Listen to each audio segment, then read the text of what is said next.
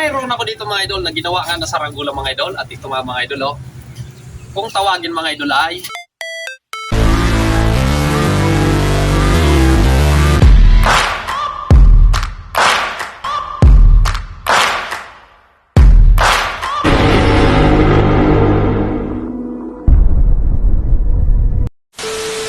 inibon daw. Siyempre ako naman, ang tawag ko naman dito, kasi gawa ko to ay uwak. Uwak na ibon, kasi itim siya. Ayan mga idol, oh. Yan ang ating bagong gawa na saranggola na inibon daw. Sa akin naman, uwak ang tawag ko. Ayan. Video challenge lang mga kaidolan ng ano dito. Video challenge yung pabalat. Pagpabalat ko ng saranggola. Kasi unang-unang ginamit dito na plastic natin ay manipis.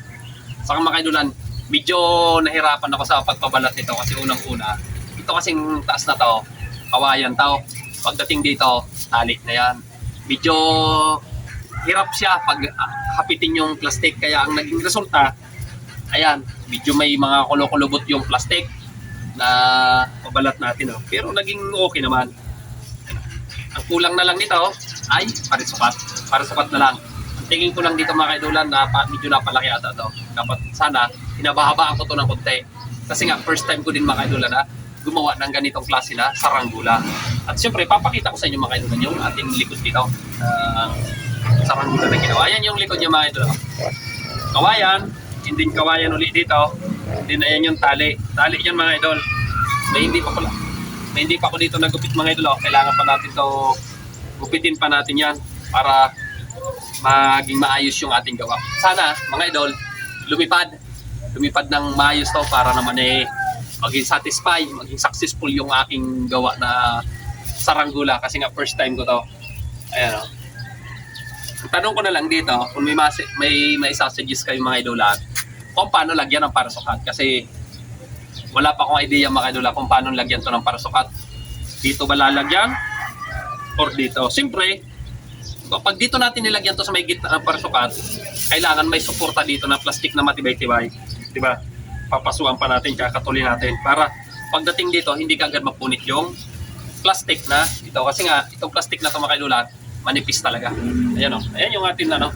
Kung tawagin nila ay inibon or lawin. Mga kailulat, no?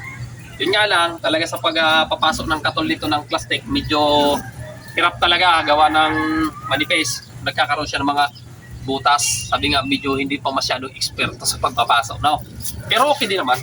Hindi naman ano talaga yung mga kailulan, hindi naman talaga mapiperfect natin na hindi magkakaroon ng butas, magkakaroon talaga yan, no? Ayan yung ating mga kailulan, no? Inuwak.